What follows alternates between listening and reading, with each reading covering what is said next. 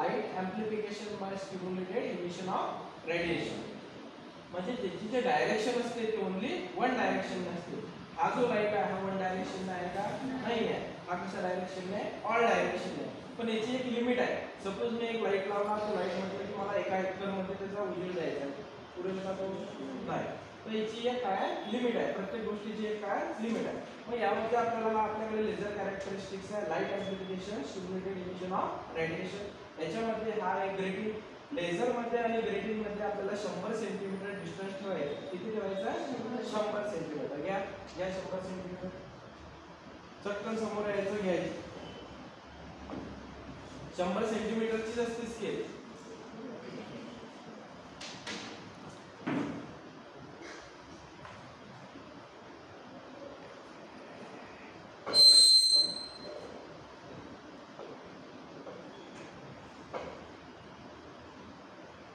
झालं का 100?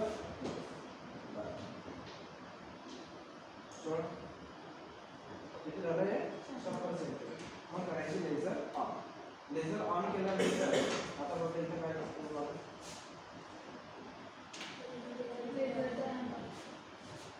लेझरचं काय दिसतं ना?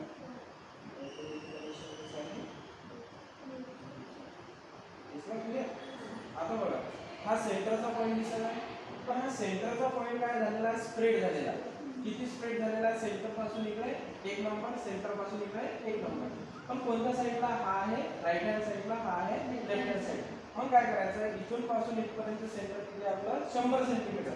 मग इथं स्पॉट करून घ्यायचे. स्पॉट करून घेतल्यानंतर सेंटर पासून या साईडला त्या स्पॉट पर्यंत डिस्टन्स मेजर करायचं. सेंटर पासून या स्पॉटला डिस्टन्स मेजर करायचं. बघा आपल्या ऑब्झर्वेशन टेबल मध्ये काय सांगितलेलं आहे? ऑब्झर्वेशन टेबल मध्ये आहे डिफ्रॅक्शन ऑर्डर. डिफ्रॅक्शन ऑर्डर म्हणजे काय? सेंटर पासून किती नंबरचा? सेंटर पासून 1 नंबरचा असलं डिफ्रॅक्शन ऑर्डर काय? 1.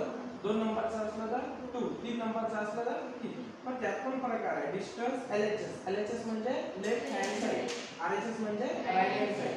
मग डिस्टन्स घेतला आपण फर्स्ट पॉइंटचं, सेंटर पासून तिथपर्यंत जे डिस्टन्स येते ते लिहिलं. राईट साइडचं राईट साइडला, लेफ्ट साइडचं लेफ्ट साइडला.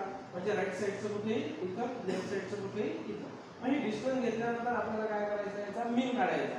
मीन कसा काढत असतं? जितक्या व्हॅल्यू आहे तितकेची ऍडिशन डिवाइडेड बाय तितके. म्हणजे फॉर एक्झाम्पल आपल्याकडे 5 व्हॅल्यू जर असल्या तर 5 ची ऍडिशन डिवाइडेड बाय 5. आपल्याकडे सध्या किती व्हॅल्यू आहे? 1 आणि 2. 2 व्हॅल्यू आहे म्हणजे याचा मीन कसा निघेल? 2 चे ऍडिशन डिवाइडेड बाय 2. सपोज आपण याचा मीन काढला. मीन काढल्यानंतर जे पुढची प्रोसेस आहे ती पुढची प्रोसेस मी तुम्हाला सांगतो.